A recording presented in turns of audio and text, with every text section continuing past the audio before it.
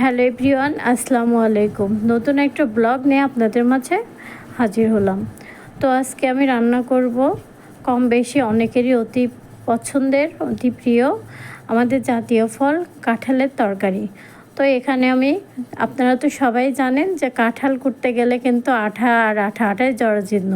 তো এখানে আমি হাতে বেশখানি পরিমাণ সরিষার তেল লাগিয়ে নিয়ে এবার আমি কাঁঠালটা কেটে নিব। তো ছুরি দিয়ে কিন্তু কাঁঠাল কাটা আসলে অসম্ভব ব্যাপার, এজন্য আমি বটি দিয়ে কিন্তু কেটে নিচ্ছি। আর এভাবে কিন্তু কাঁঠাল কাটতে হয়। আপনাদের পুরো প্রসেসটা আমি দেখে নিচ্ছি। এভাবে দেখে দেখে যারা কাঁঠাল কাটতে পারেন না তারা কিন্তু খুব সহজে কাঁঠালের তরকারির জন্য কাঁঠাল এভাবে আলাদা আলাদা করে টুকরো করে কেটে কেটে তৈরির জন্য প্রস্তুতি করে নিতে পারেন। তো এই তো আমার কাঁঠালটা প্রায় কাটা হয়ে গেছে। এভাবে আমি একে একে এবার খোসাটা ছাড়িয়ে নেব।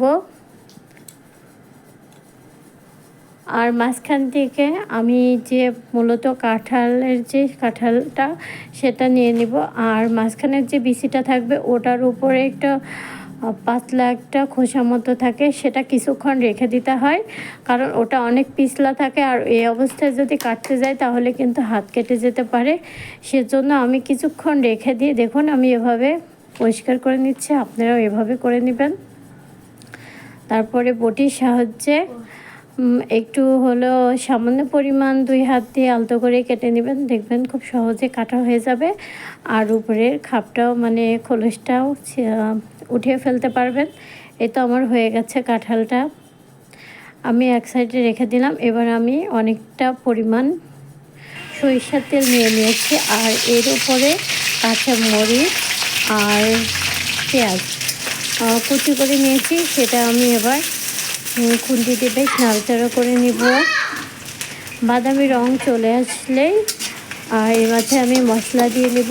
আর এই কাঁঠালে কিন্তু একেবারে মাংসের মতো মশলা লাগে। এখানে আমি এলাচ, ছোট এলাচ 2-3টা মতো, কয়েকটা শুকনো মরিচ, ধনিয়া,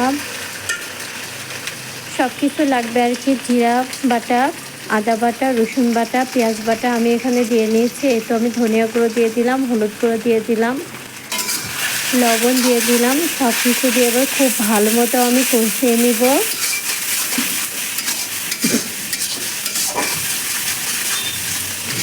এভাবে দেখুন তেল তেল ভাবটা হয়ে গেছে। আর এবার আমি কাঁঠালটা সুন্দর করে ধুয়ে পানি ঝরে পরিষ্কার করে রেখেছিলাম, সেটা আমি একবারে কড়াইয়ের ভেতরে দিয়ে দিলাম।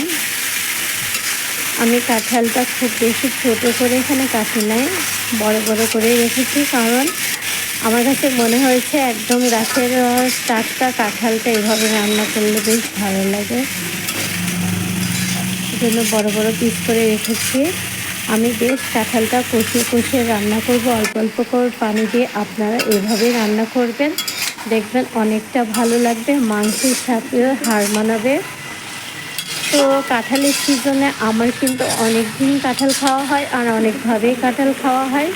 তো যেভাবে আমি রান্না করি প্রত্যেকটা রান্নার প্রসেস আপনাদের মাঝে শেয়ার করার চেষ্টা করব। আবার কিছুটা পরিমাণ পানি দিয়ে নিলাম। এভাবে বেশ আমি কয়েকবার পানি দিয়ে নিব। তো ততবার তো আমার দেখানো হয়নি, আমি ওটা স্কিপ করে নিয়েছি। আপনারা এভাবে দেখবেন। এই তো আমার কাঁঠালটা সিদ্ধ হচ্ছে নাকি, বেশ অনেকটাই সেদ্ধ হয়ে এসেছে। আর আমি বেশি পরিমাণ এবার একেবারে পানি দিয়ে নিয়েছি। বললাম যে আরও কয়েকবার পানি আমি দিয়েছি, সেটা আপনাদের দেখানো হয়নি।